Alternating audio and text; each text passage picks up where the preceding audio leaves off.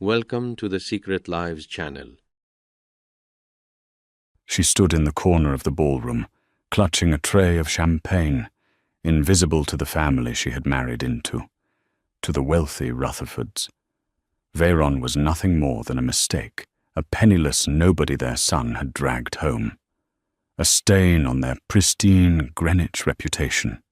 They mocked her cheap dress, laughed at her silence, and forced her to serve their guests. But they didn't know the truth. They didn't know that the silent giant at the door, the billionaire security tycoon everyone feared, wasn't there for the party. He was there for her. And when he drops to one knee, the Rutherford dynasty won't just crumble, it will be erased. You need to hear this story. The sound of a baccarat crystal glass shattering against the imported Italian marble floor echoed through the foyer of the Rutherford estate. It was a sharp, violent sound, followed immediately by a silence that was even worse. "Look what you've done!" Beatrice Rutherford hissed, her voice low and venomous. She didn't shout. Women of her standing in Greenwich, Connecticut, did not shout. They eviscerated you with a whisper. That flute was a wedding gift from the DuPonts. It is worth more than your entire education. Veyron knelt immediately, her knees hitting the cold stone as she reached for the shards. "I'm sorry, Beatrice. I didn't see the edge of the table." "You never see anything. Do you?" Beatrice stepped back, pulling the hem of her silk Dior gown away, as if Veyron were contagious. "You are clumsy, unrefined, and frankly, a liability. Tonight is the most important night of Paul's career. The senator is coming. The board of directors from Sovereign Bank is coming. And you are wearing that." Veyron looked down at her dress. It was a simple navy sheath dress she had bought from a department store rack. It was clean, modest, and fitted her slender frame perfectly. But in this house, the lack of a designer label was a moral failing. "It was all I had," Veyron said softly, "because you have no money of your own." A new voice chimed in. Brittany, Paul's sister, sauntered down the grand staircase. She was holding a martini, her eyes gleaming with the cruelty that only boredom and a trust fund could breed. "Honestly, Tori, it's embarrassing. Paul tries so hard to legitimize you, but you just drag him down. You look like the catering staff. Actually, that's an insult to the caterers. At least they have uniforms." Veyron bit her lip. Tasting iron. She picked up the large shard of crystal, cutting her thumb slightly. A drop of bright red blood welled up. She hid it quickly in her palm. Where was Paul? Her husband of 2 years was currently in the library, likely pouring a scotch and pretending not to hear his mother and sister tearing his wife apart. It had been like this since the day they met. Paul Rutherford, the golden boy of private equity, had fallen for Veyron, a quiet art historian he'd met in a dusty archive in London. He had loved her silence, her poise, her mystery. But once he brought her home to Connecticut, the sharks had smelled blood. Veyron had no known family, no pedigree, no inheritance. To the Rutherfords, she was a gold digger who had trapped their son. "Get up," Beatrice commanded. "Since you look like the help, you might as well make yourself useful. The catering team is short-handed for the cocktail hour. Go to the kitchen and help chef distribute the hors d'oeuvres. And for God's sake, stay out of the photos." "Paul wanted me by his side for the greeting," Veyron said. Standing up, she was taller than Beatrice, but she slumped her shoulders, making herself smaller. It was a habit she had formed to survive. "Paul wants to close the deal with the Kensington Group," Beatrice snapped. "Do you really think Chadwick Kensington wants to shake hands with a nobody who breaks Crystal Go? kitchen. Now. Veyron looked toward the library door. It remained closed. The message was clear. You are on your own. She turned and walked toward the servants' quarters, her head high but her heart hammering against her ribs. As the swing door closed behind her, she heard Brittany laugh. God, Mum, she's so pathetic. Who raised her wolves? Beatrice's reply was muffled but audible. Wolves would have taught her to bite back. She's a sheep, and sheep are made for slaughter. In the sterile, stainless steel hum of the commercial kitchen, Veyron moved to the sink to wash the blood from her thumb. The stinging water felt grounding. She looked at her reflection in the window hazel eyes, dark hair pulled back in a severe bun. She reached into her pocket and pulled out a sleek, black phone. It wasn't the iPhone Paul had bought her. It was an encrypted device with no brand markings, something military grade. There was one unread message. Sender H. D.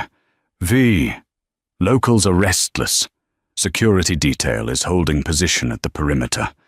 Are we green for the extraction? Veyron stared at the screen. She could end this now. She could type green. And within 3 minutes, a tactical team would rappel through the skylights.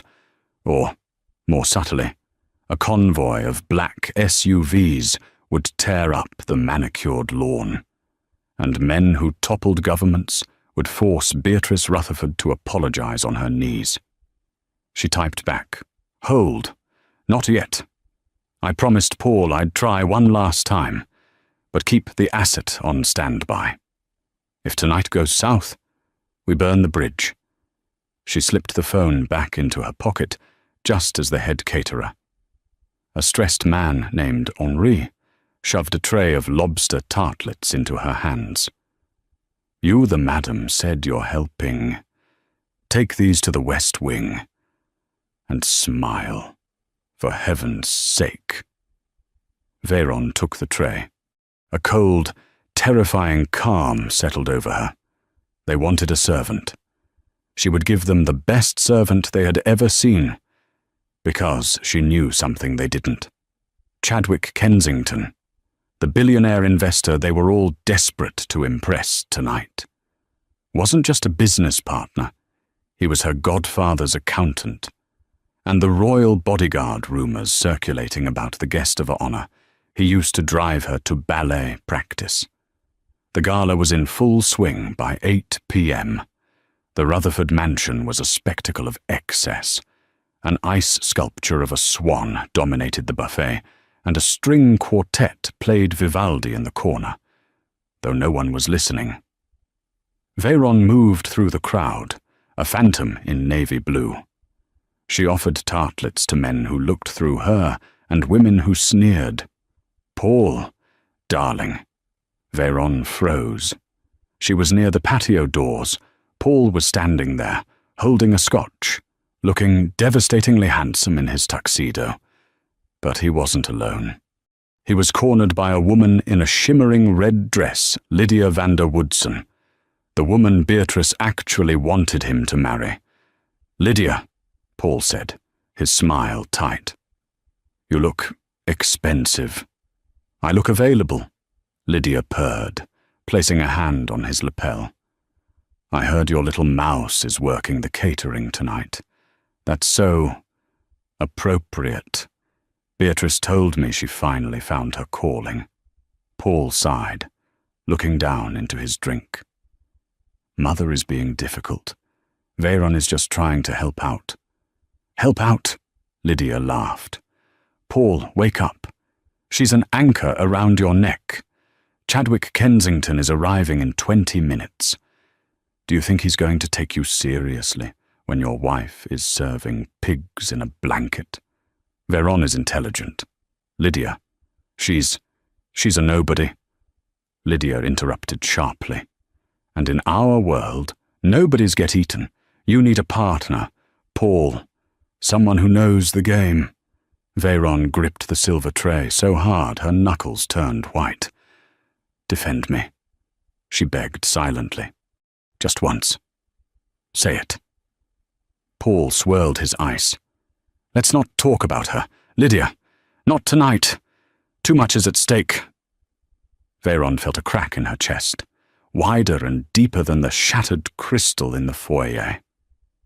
He hadn't defended her. He had dismissed her. She turned to leave, blinded by tears, and bumped straight into a wall of muscle. "Watch it," a man barked. It was Chadwick Kensington's advance team. Or rather, a security guard hired for the night. But behind him, the main doors blew open. The room fell silent. Chadwick, Chad. Kensington walked in. He was a man of 60, tanned from years in St. Marc-Tropez, wearing a suit that cost more than the Rutherfords' cars. But he wasn't the center of attention. Walking half a step behind him was a man who sucked the oxygen out of the room. He was massive, 6'5", with shoulders that strained the fabric of his bespoke charcoal suit. He had a shaved head, a thick scar running through his left eyebrow, and eyes like chips of blue ice. This was Hugo de Vries. A collective gasp went through the room. Hugo de Vries wasn't just a bodyguard. He was the owner of Aegis Global, the most expensive private military contractor in the world. He provided security for kings, sultans, and the G7 summits. He didn't attend parties in Connecticut. He was a billionaire in his own right, a man who never spoke to the press and was rumored to have killed a man with a ballpoint pen in Jakarta. Beatrice Rutherford practically sprinted across the room, shoving Veyron aside with her hip. The tray of tartlets wobbled, and one slid off, landing on Beatrice's shoe. Beatrice gasped. The music stopped. "You clumsy idiot," Beatrice shrieked, forgetting her Greenwich whisper. She pointed a manicured finger at Veyron. "Get out, you've ruined everything. Get out of my sight." The entire room turned to look. Paul looked horrified, but he didn't move toward his wife. He stayed by Lydia's side. Veyron stood frozen. The humiliation was total. She was the spectacle, the failure, the dirt on the shoe. Chadwick Kensington looked at the scene with mild amusement, but Hugo de Vries stopped her moving. The giant turned his head slowly. His icy gaze swept over Beatrice, then Paul, and finally landed on Veyron.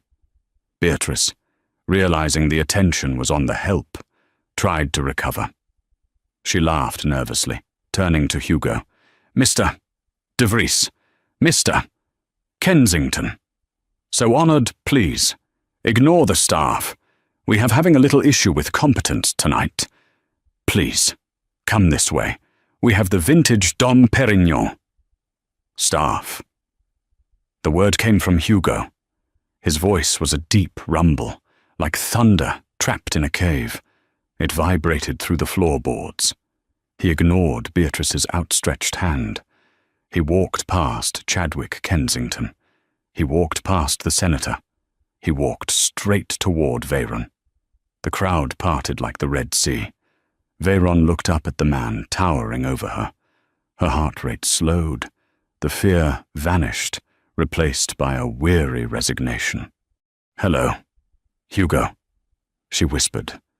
Hugo de Vries, the man who terrified terrorists and presidents alike, did something that made the entire room stop breathing. He dropped to one knee. He bowed his head, lowering his eyes to the floor, exposing his vulnerable neck to her. It was the bow of a Praetorian guard to his empress. "Ma'am," Hugo said, his voice ringing clearly in the silent hall. "I received the distress signal. My men have secured the perimeter. The jet is fueled at Teterboro." He looked up, his eyes burning with a fierce, terrifying loyalty. "Does the Duchess wish to terminate the target?" Beatrice Rutherford dropped her champagne flute. This time, nobody cared about the sound of breaking glass. Veyron looked at her mother-in-law, whose face had gone the color of ash. She looked at Paul, who was staring at Hugo with his mouth open. Veyron slowly unbuttoned her catering jacket, revealing the silk blouse beneath. She handed the empty tray to a stunned Brittany. "Stand up, Hugo," Veyron said, her voice changing. The softness was gone. In its place was the cold, hard steel of a woman who was born to rule. "We aren't leaving yet. I haven't had my dinner." The silence in the ballroom was heavy, a physical weight that pressed down on the chests of the Rutherford family. Hugo de Vries stood slowly, his massive frame unfolding like a darker, more dangerous version of the unfolding events. He did not look at Beatrice, Paul, or the gaping guests. His eyes remained fixed on Veyron, awaiting her command. "Duchess." Brittany Rutherford broke the silence, her voice a shrill mixture of confusion and intoxication. She gestured wildly with her martini glass, splashing a bit of olive brine onto the floor. Is this a skit? Did you hire an actor? Veyron. Because it's tacky, even for you." Beatrice let out a breath she had been holding, latching onto her daughter's explanation like a lifeline. "Of course," she laughed, though the sound was brittle and frantic. "A prank? How droll. Veyron, really, hiring the help to embarrass us on a night like this. Tell this man to leave before I call the police." "The police?" Hugo turned his head. The movement was mechanical, predatory. He reached into his jacket pocket. Paul stepped forward, finding a shred of courage. "Now look here. I don't know who you think you are, but you're trespassing. My wife obviously put you up to this childish game, but—" Hugo produced a wallet, flipped it open, and revealed a badge. It wasn't a police badge.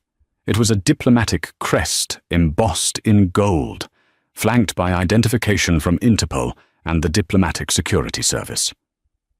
"My name is Commander Hugo de Vries, Head of Protection for the House of Valerius," he stated, his voice devoid of emotion. "And I am currently operating on sovereign soil. If you attempt to call the local police, they will be routed to my dispatch. If you attempt to touch Her Royal Highness again, I will classify it as an act of aggression against a foreign dignitary, and I will respond with lethal force." Beatrice's face went slack. "House of Valerius!" A gasp rippled through the older guests. The senator, a man named Robert Sterling, who had been ignoring Veyron all night, dropped his cane. He pushed through the crowd, his face pale. "Valerius," the senator stammered, looking at Veyron with fresh eyes. "As in, the Valerius Trust, the Grand Duchy of Valerius." Veyron finally moved. She didn't look at the senator. She looked at her husband. "Paul," she said softly, "do you remember our honeymoon when we went to Luxembourg, and I asked to visit the old castle on the hill, the one that wasn't open to the public?" Paul blinked, confused by the sudden change in topic. "Yes, you said you liked the architecture. We took a selfie at the gate." "We took a selfie at the gate because the guards wouldn't let you in," Veyron corrected him. "They let me in. You just didn't see it because you were too busy checking your emails." She reached up and pulled the pins from her hair. The severe bun cascaded down in dark, glossy waves. She straightened her spine, shedding the posture of the beaten wife and assuming a stance that was regal, ancient, and terrifying. "I am Veyron Alexandra Valerius," she announced, her voice carrying to the back of the room without shouting. "Grand Duchess of the Valerius Enclave, and majority shareholder of the sovereign bank you are so desperate to impress tonight." She turned to Chadwick Kensington, the billionaire, the man Beatrice had practically prostrated herself before, bowed low. "Your Highness," Chadwick said, his tone reverent, "I apologize for the deception. When you asked me to audit the Rutherford accounts personally, I didn't realize the extent of the disrespect." "Audit," Beatrice whispered. "But you're here for the merger." "I am here," Chadwick said, straightening up and fixing Beatrice with a look of disdain, "because Her Highness summoned me. The Valerius Trust owns the Kensington Group. Beatrice, we have owned it for 40 years. I am merely an employee. Veyron is the owner." The reality of the situation hit the room like a bomb. The woman who had been scrubbing stains off the carpet, the woman who had been mocked for her department store dress, was effectively the boss of every powerful person in the room.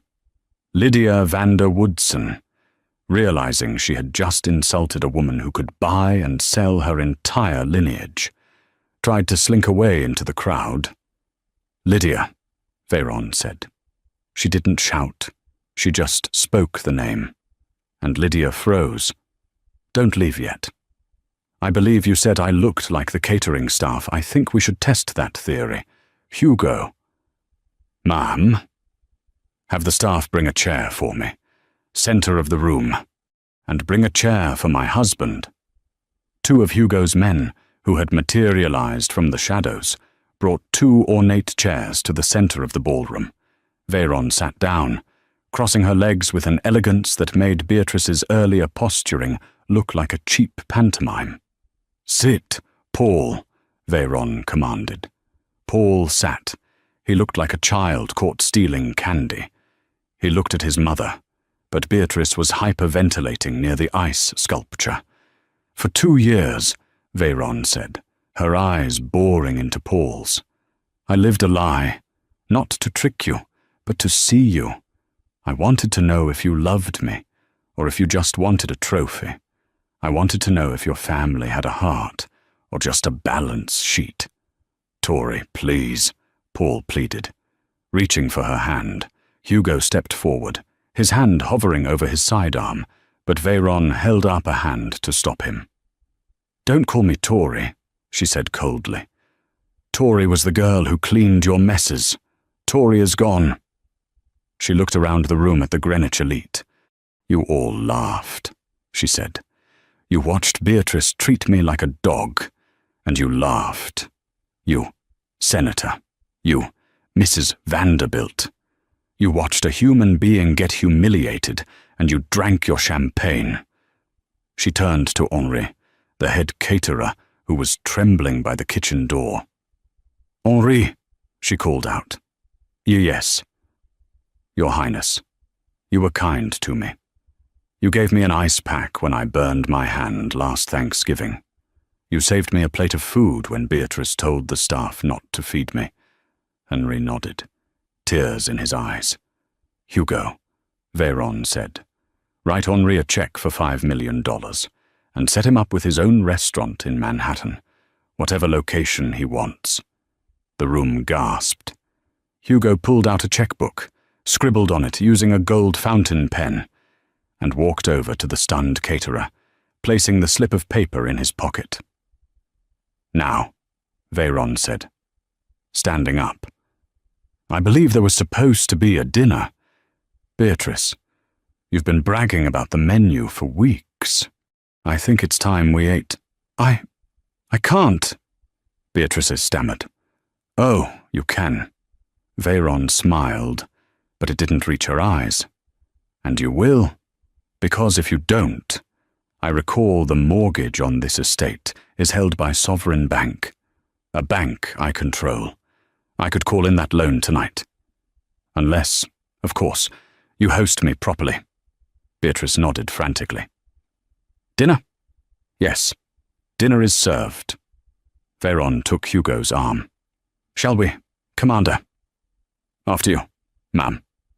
The dining room of the Rutherford estate was designed to intimidate.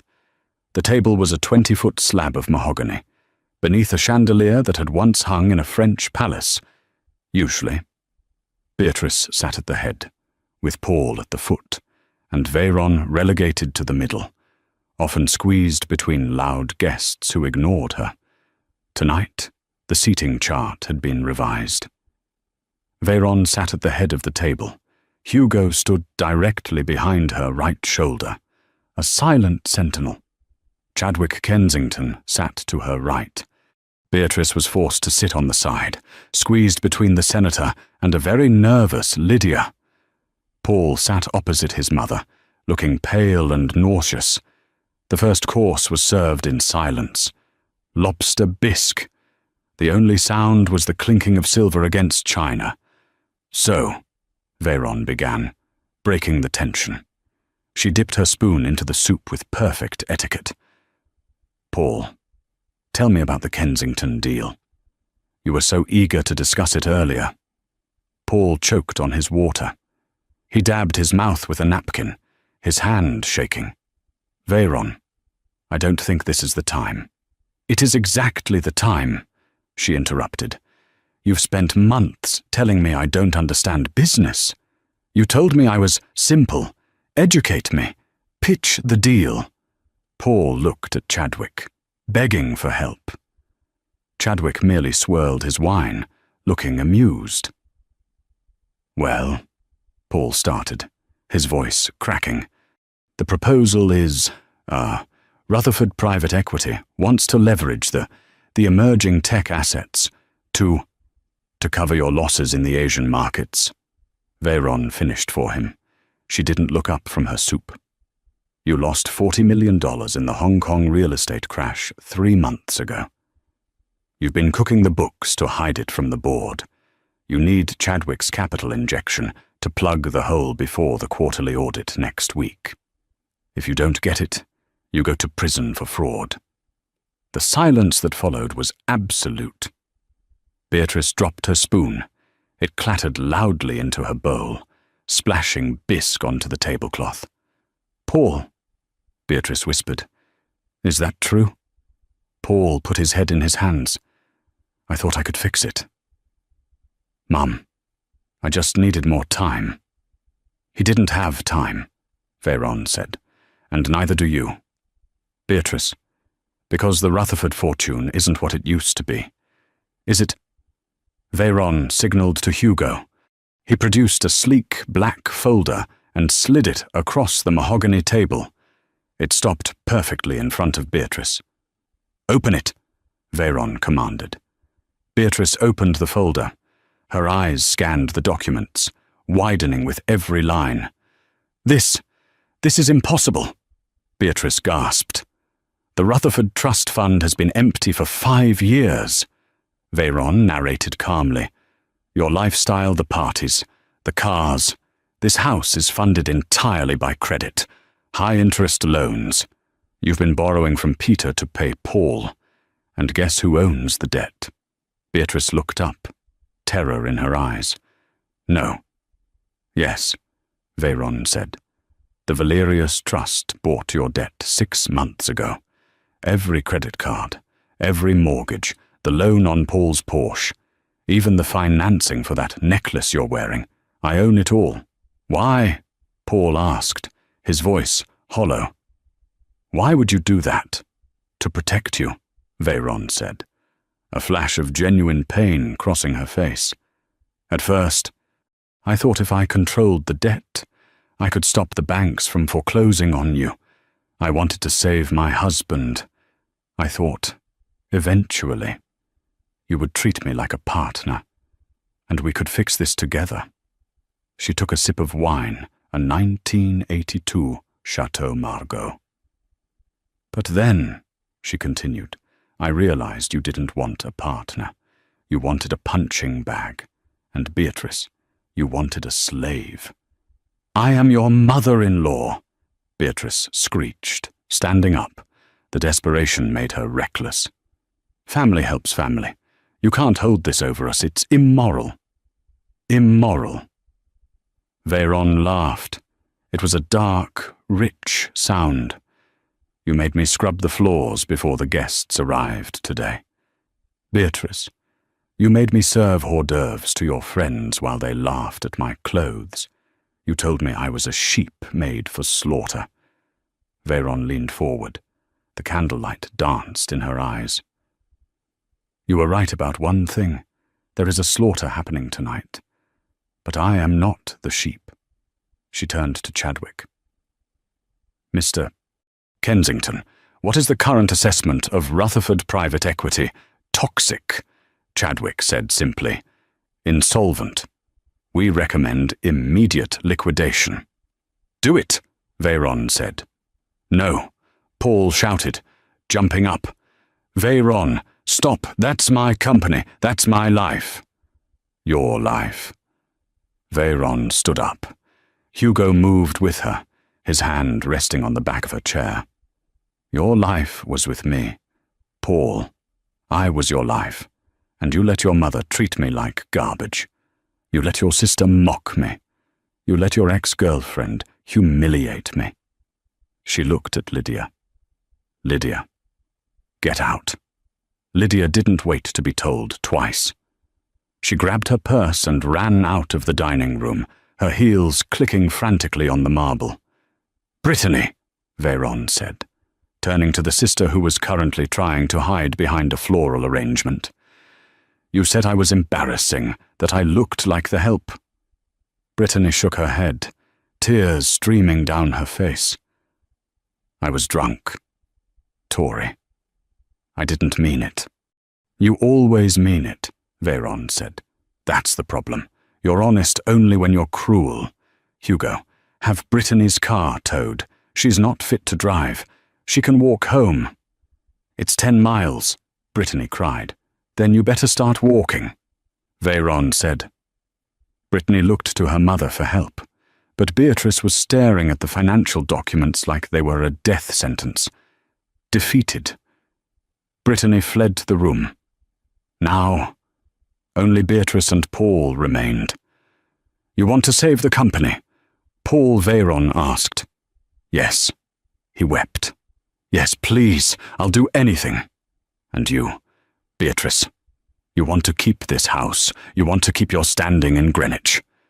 Yes, Beatrice whispered, her spirit broken. Please. Veyron, I apologize. I'm so sorry. Apologies are cheap, Veyron said. I need collateral. She reached into her pocket and pulled out a document. It was a single sheet of paper. She placed it on the table. This is a post-nuptial agreement, Veyron said, and a transfer of deed. What does it say? Paul asked. It says that I own everything? Veyron stated. The house, the company, the cars, the furniture. Everything transfers to the Valerius Trust immediately. In exchange, I will allow you to live here. I will allow you to keep your job as CEO, under my supervision. You want us to be your tenants? Beatrice gasped. Your employees. I want you to know what it feels like, Veyron said coldly. I want you to wake up every morning knowing that the roof over your head and the food on your table is provided by the woman you called a nobody. I want you to be grateful. She slid a gold pen across the table. Sign it, or Hugo makes the call, and by tomorrow morning, the marshals will be here to evict you, and Paul will be under arrest for securities fraud. Paul looked at his mother. Beatrice looked at her son. The arrogance that had defined the Rutherford dynasty for generations evaporated, replaced by the primal fear of poverty. With a trembling hand, Paul picked up the pen. He signed. He slid the paper to Beatrice.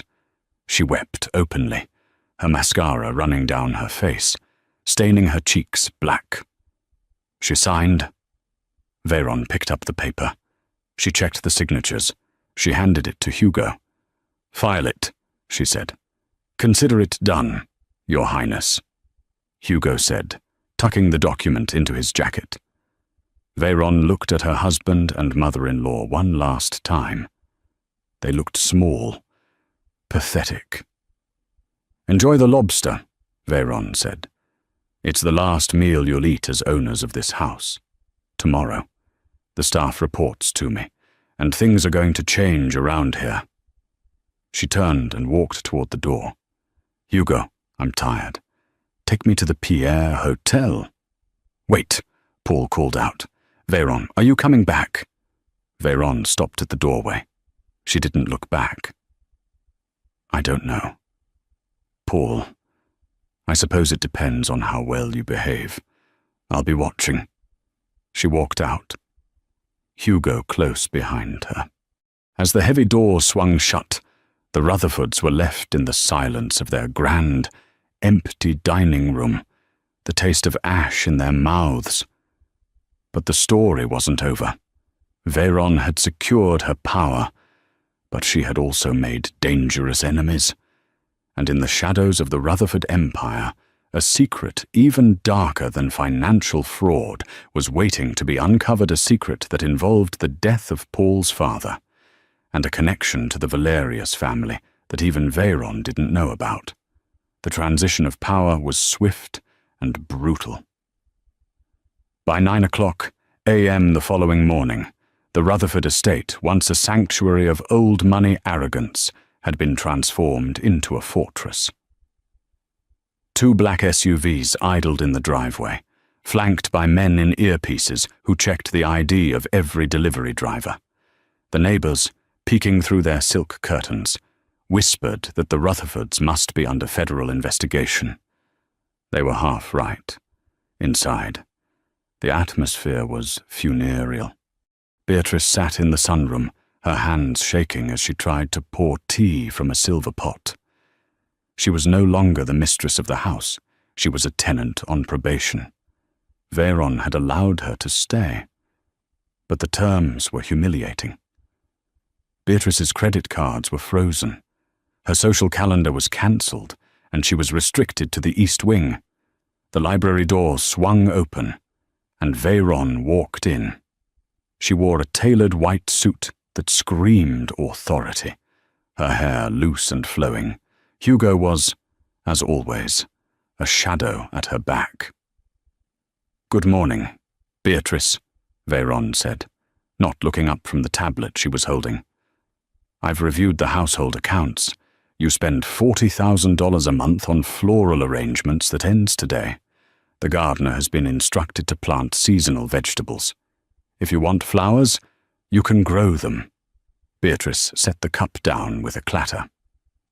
"Vegetables in the rose garden? Veyron, you can't be serious. What will the neighbors think?" "The neighbors think you're bankrupt," Veyron said, finally looking at her. "Because you are. Unless you'd prefer to move to a condo in Jersey City."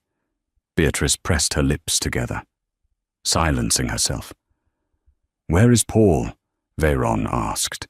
He went to the office," Beatrice mumbled. "He said he had to prepare for the audit." "Good. Hugo, get the car. We're going to Rutherford Private Equity." The drive to the financial district was silent. Veyron watched the city skyline approach, a knot of dread tightening in her stomach. She hadn't taken over the company just to punish Paul. She had done it because the Valerius intelligence network had flagged an anomaly in the Rutherford books, a recurring payment that didn't make sense. When they arrived at the glass and steel tower, the reception was icy. The employees, who had heard the rumors, stared as Veyron marched through the lobby. She didn't stop at the reception desk. She walked straight to the CEO's office. Paul was there, frantically shredding documents. He looked up, his eyes bloodshot, his tie loosened. "Veyron." He jumped, trying to block the shredder with his body. I wasn't expecting you." "Obviously," Veyron said, stepping around him. She hit the reverse button on the shredder. "What are you hiding, Paul?"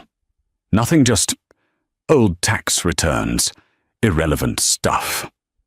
Hugo stepped forward, gently but firmly moving Paul aside. He pulled a handful of half-shredded paper from the machine. He scanned it, then handed it to Veyron. "It's a ledger," Hugo rumbled. "Offshore accounts, Cayman Islands." Veyron scanned the fragments. One name appeared over and over again. Project Obsidian. "What is Obsidian?" Veyron asked, her voice low and dangerous. Paul collapsed into his leather chair, burying his face in his hands. "I don't know. I swear, I don't know. It was my father's. When he died." The payments continued automatically. I tried to stop them last year when the cash flow got tight. But what? "But I got a phone call," Paul whispered, looking up with terrified eyes. "A man. He didn't give his name. He just said that if the payment stopped, what happened to my father would happen to me." Veyron froze. "Your father died of a heart attack on his yacht." "That's what the coroner said," Paul said, his voice trembling. "But the autopsy report was sealed. Mother wouldn't let me see it. She just said we had to pay. We had to keep paying." Veyron looked at Hugo. The giant bodyguard's expression had shifted from stoic to alert. "Obsidian," Hugo said, his voice dropping an octave. "Mom, we need to leave. Now." "Why? Because Obsidian isn't a project," Hugo said, unholstering his weapon and checking the chamber. "It's a call sign for the Syndicate, the organization that killed your uncle in Monaco." The blood drained from Veyron's face. The Valerius family had many enemies, but the Syndicate was a ghost story, a group of mercenaries and corrupt bankers who erased wealthy families and absorbed their assets. They were the reason she had lived in hiding for so long. They were the reason she had pretended to be a nobody. "They've been bleeding the Rutherford fortune dry," Veyron realized, blackmailing them.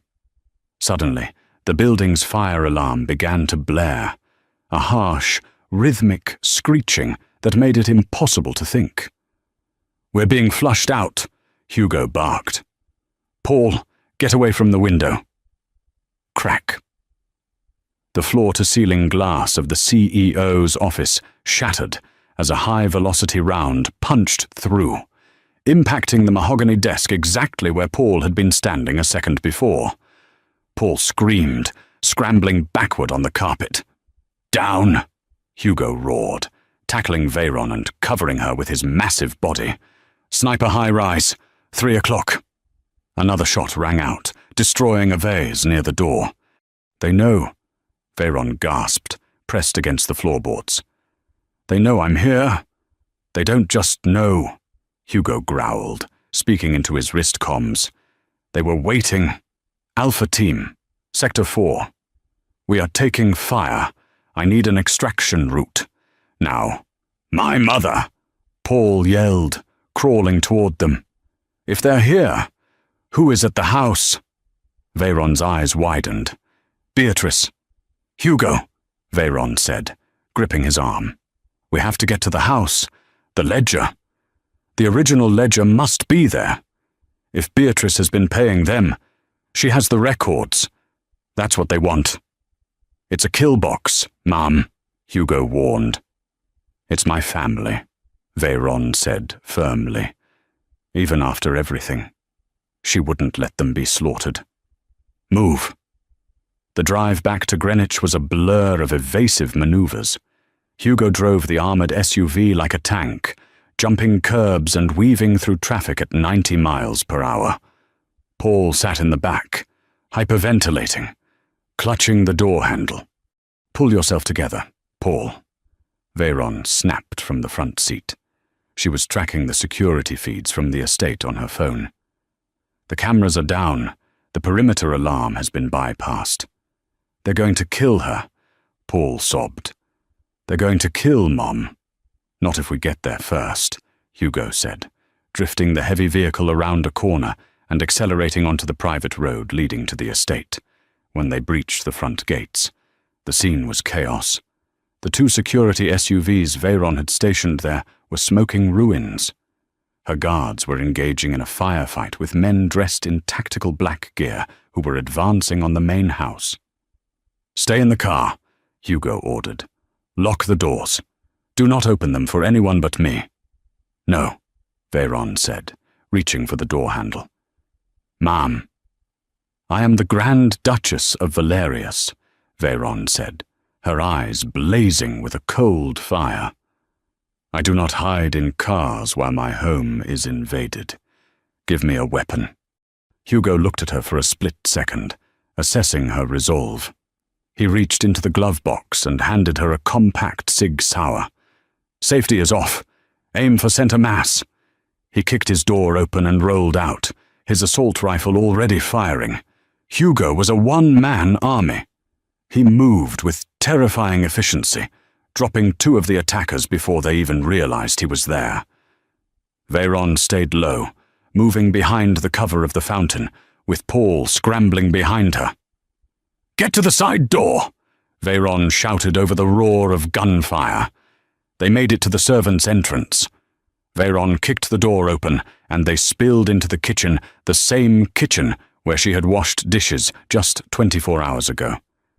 Now, it was a battleground. "Mum," Paul yelled, running toward the main hall. "Paul, wait!" Veyron screamed, but he was gone. She chased him into the foyer. The scene that greeted them stopped them cold. Beatrice Rutherford was on her knees in the center of the room. Standing over her was a man with slicked-back grey hair and a scar running down his cheek. He was holding a gun to her head. "Mr. Archer," Veyron said, recognizing him from the Interpol database, the syndicate's fixer. "Grand Duchess." Archer smiled, though his eyes were dead. "We've been looking for you. You did a good job playing the mouse, but cats always find the mice eventually." "Let her go," Paul begged, stepping forward. "Please, I'll give you whatever you want." "I want the ledger," Archer said. "Beatrice says it's in the safe, but she seems to have forgotten the combination. Perhaps if I shoot her son, she'll remember." He shifted his aim toward Paul. "No," Beatrice shrieked. "It's 0409. It's his birthday. Please." "Touching," Archer sneered. "But I think we'll tie up loose ends anyway. The Rutherfords have been unreliable assets." He tightened his finger on the trigger. Bang! The shot was deafening in the enclosed space. Beatrice screamed. Paul flinched. But it was Archer who fell. Hugo de Vries stood in the doorway, smoke drifting from the barrel of his rifle. He had taken the shot from 50 feet away, threading the bullet past Paul's shoulder to hit Archer squarely in the chest. "Secure the room," Hugo barked, as his tactical team, the Alpha unit that had finally arrived, swarmed through the windows, neutralizing the remaining syndicate mercenaries. Veyron ran to Paul, checking him for injuries. He was shaking, but unharmed. She looked at Beatrice. The older woman was staring at Veyron with a look of total shock. "You," Beatrice stammered. "You saved us. After everything I did to you. You saved me." Veyron holstered her pistol. She stood tall, smoothing her suit. "I didn't do it for you, Beatrice," Veyron said coldly. "I did it because no one touches what belongs to me. And for better or worse, this family is my responsibility." Hugo walked over, kicking Archer's gun away. He checked the body. "Target neutralized. The police are 5 minutes out. We have to control the narrative." Veyron nodded. She turned to Beatrice and Paul. "Listen to me carefully," she commanded. "This was a robbery gone wrong. These men were thieves, targeting the art collection. My security team intervened. That is the story. If you mention Obsidian, if you mention the Syndicate, we are all dead." Do you understand? Beatrice nodded rapidly. Yes. Yes, I understand. Good. Veyron walked over to the fireplace and looked at the portrait of Paul's father, William Rutherford. Now, Beatrice, the truth. Why were you paying them? And don't tell me it was just debt. Beatrice slumped against the wall, looking years older than she had that morning. William didn't die on the yacht, she whispered. He was laundering money for them.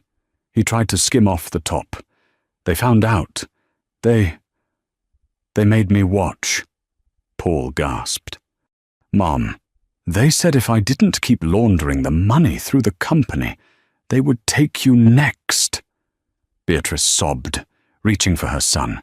I was protecting you. Paul, I made you marry Lydia because her father is a judge. I thought he could protect us. But Veyron, she was just a civilian. I thought she would be safe if we drove her away. I had to be cruel. I had to make her leave before they noticed her. Veyron stared at her mother-in-law. The cruelty, the insults, the humiliation. It hadn't just been snobbery. It had been a twisted form of protection. Beatrice had tried to force Veyron out of the family to save her from the crossfire. You should have told me, Veyron said softly. How could I? Beatrice cried.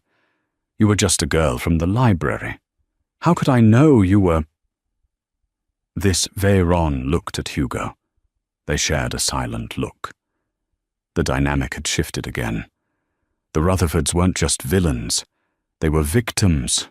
Broken, flawed, and desperate victims. Hugo, Veyron said. Clear the house. Get the legal team here. We're going to need to restructure everything. And the syndicate? Hugo asked. They struck first, Veyron said, walking toward the window to watch the police sirens flashing in the distance. Now, we strike back. I'm tired of hiding. She turned to Paul. You wanted to be a CEO. Paul. You wanted to run a company. Paul wiped his eyes. I don't know if I can. You will, Veyron said, but not Rutherford Private Equity. We're burning that to the ground. We're starting something new, something they can't touch. She extended a hand to him. Are you with me?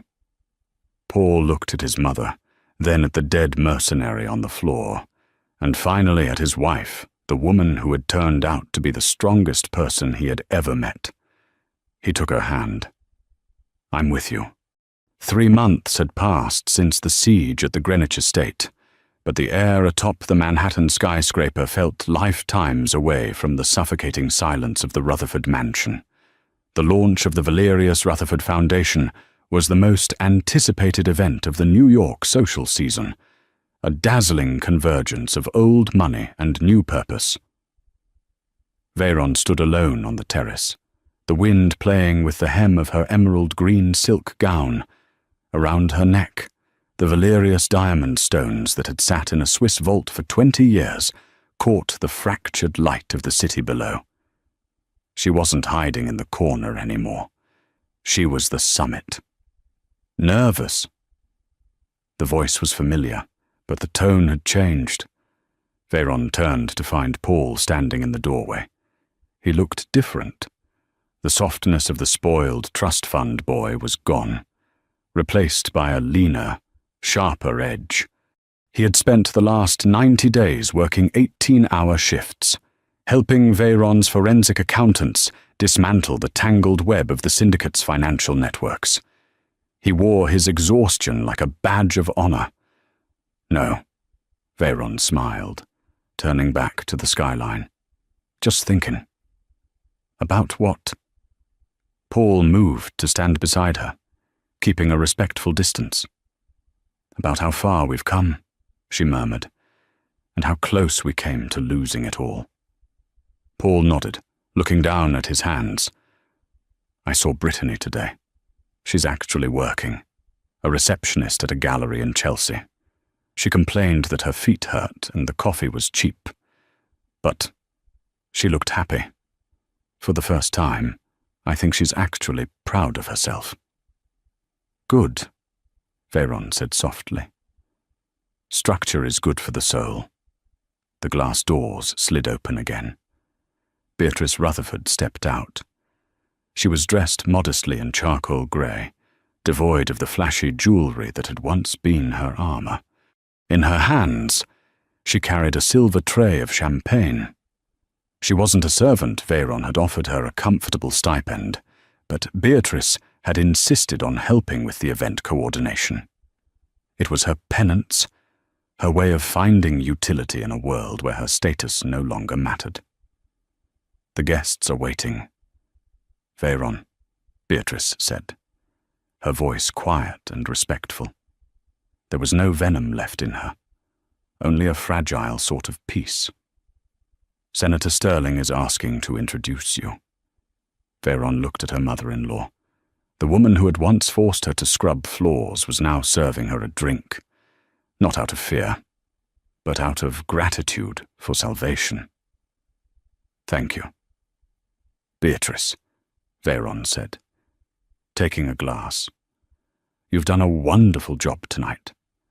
Beatrice flushed with genuine pleasure, a rare smile touching her lips before she retreated inside.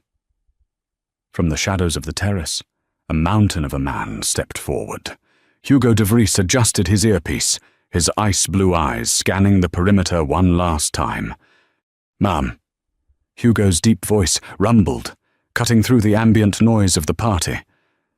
The perimeter is secure, and we just received confirmation from Zurich. Veyron stiffened slightly. And the indictments are unsealed, Hugo reported, a rare flicker of satisfaction crossing his scarred face. The syndicate leadership was arrested by Interpol an hour ago. The network is dark. You are safe. Veyron let out a long, trembling breath she felt she had been holding for years. The debt was paid. The ghosts of her uncle and Paul's father could finally rest. It's over, she whispered. She straightened her spine, the steel returning to her posture. She walked back toward the ballroom, her husband on one side, her loyal protector on the other. As she entered the light, the room fell silent. Hundreds of eyes turned to her bankers, politicians, socialites. But this time, there were no sneers, no laughter. There was only awe. Veyron took the microphone from the senator. She looked out at the sea of faces, then at Paul and Beatrice, and finally at Hugo. They told me I was nothing, Veyron began, her voice ringing out clear and strong across the hall. They told me I didn't belong, but power isn't about where you come from, or the name you were born with. It's about what you're willing to fight for when the darkness comes. She raised her glass, the diamonds at her throat blazing like stars. To the future. To the future. The room roared back, the sound vibrating through the floorboards. Veyron Valerius smiled. The invisible wife was gone. The Duchess had arrived, and she was never looking back. And that is how the invisible wife took down an empire and built a new one from the ashes. Veyron didn't just get revenge. She got justice. It makes you wonder how many people are being underestimated right now, just waiting for their moment to reveal their true power. If you enjoyed this story of betrayal, secrets, and sweet redemption, please hit that like button. It really helps the channel grow. And don't forget to subscribe and ring the bell so you never miss a story. What would you have done if you were Veyron? Would you have forgiven the family? Or left them to rot? Let me know in the comments below. Thanks for watching, and I'll see you in the next video.